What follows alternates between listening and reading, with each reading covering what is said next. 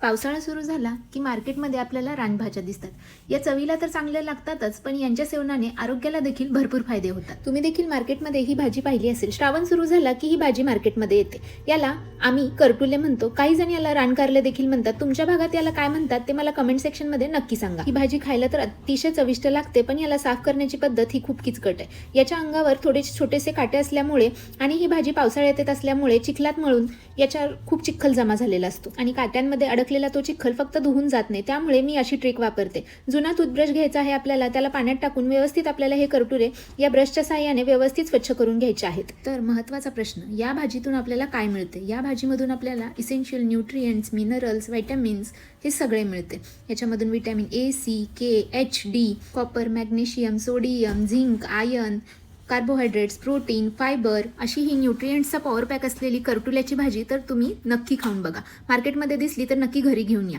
तर इथे बघा, एक करटुल्यामध्ये थोडंसं खराब होता म्हणून मी त्याला बाजूला ठेवला होता आणि 5 मिनिटांनी पाहिलं तर त्याच्यामध्ये मला खूप साऱ्या आळ्या दिसल्या। एका करटुल्यामध्ये जवळजवळ 15 ते 20 आळ्या होत्या।